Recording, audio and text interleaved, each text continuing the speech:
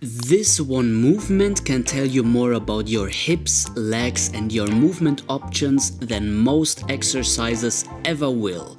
It challenges your mobility, your control and strength, all in one flowing pattern. The Cossack Squat has been a staple in my training for well over 10 years and there is plenty of reasons why. Now, learning the Cossack Squat will not only strengthen your legs, it will also open up your hips, work on ankle mobility and create a solid base which you can use for dynamic movement later on. So let's directly dive into it.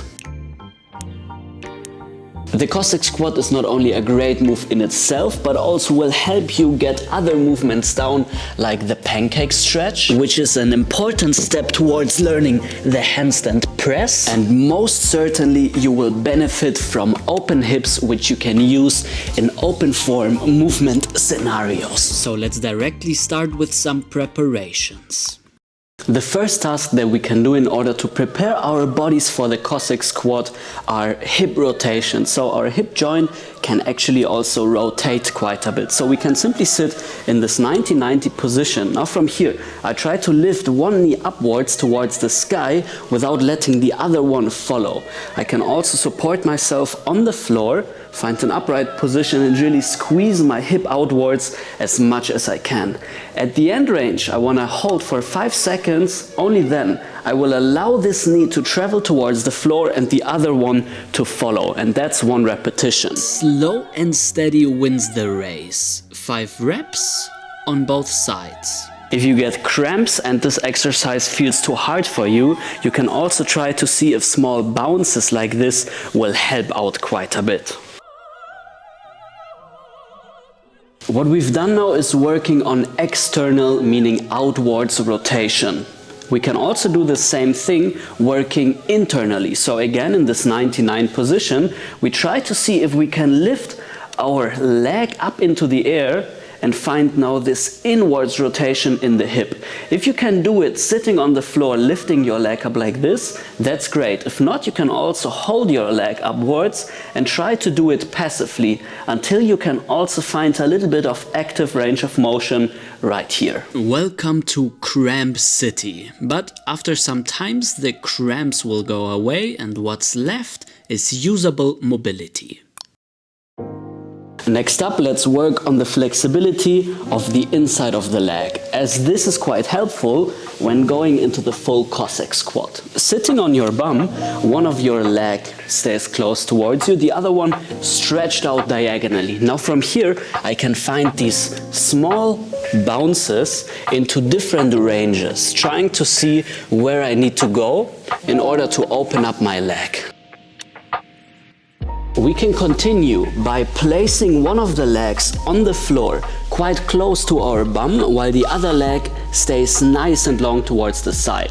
I can now, if my left leg is supported, use my left arm in order to slowly lift my bum off the air. I personally love to have my second arm on this knee so I can push it forwards and towards the outside, and I can use this in order to go into this nice open stretch right here, maybe even trying to push myself deep down into this Cossack position. A good starting goal is hitting 1 minute per side.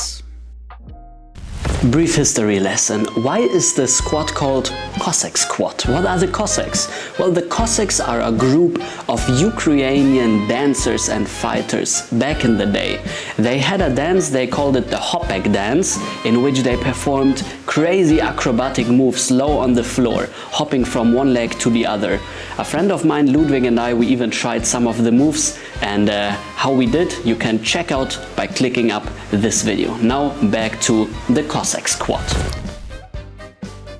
Our first proper Cossack Squat task starts with an object where you can hold yourself onto. I will simply hold on and try to find myself going as deep as I can into this Cossack position. Now the great thing is with this object that I can also lean back, which is much easier on the mobility. So I can simply try to squat down. If there is a big stretch on the inside of your leg, you can also keep your leg slightly bent and work on these small pulses right here. Taking relaxing breaths and trying to sit here for about a minute, finding a lot of relaxation.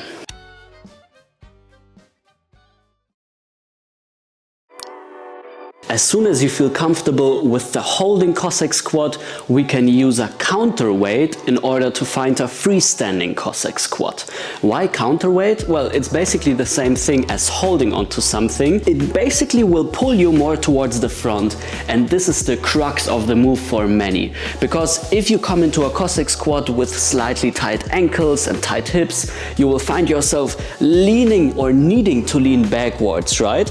As soon as you have a counterweight, you can all of a sudden find a little bit more range in this forward upright position. So now, important when going from standing into a Cossack squat is that you don't just want to bend into your knees and sit down, as this will most likely cause you to perform something like this. You want to bend your knee while leaning backwards. Also, the width of your standing position truly matters. If I go too narrow, then going into a Cossack squat is very awkward because I simply don't have space for my body to sit.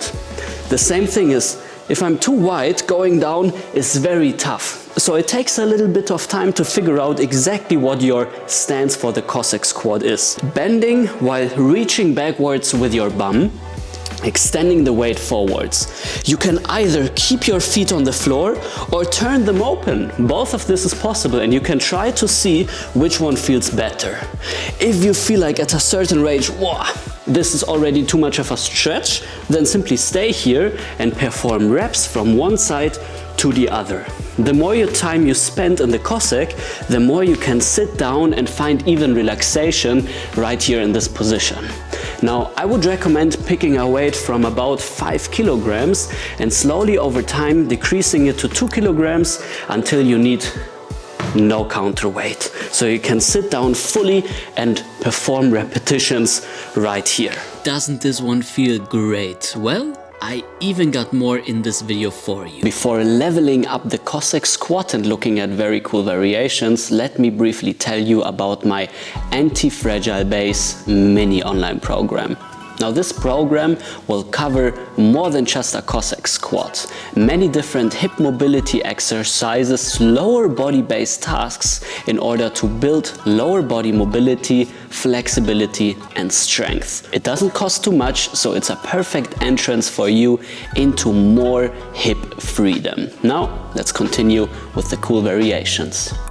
Variations are like spices. They give the dish a different taste. Now, touching the floor with your calf could be a first great one. It takes a while, but it's doable, because then you can even try to sit down on the floor with the help of your arms or no.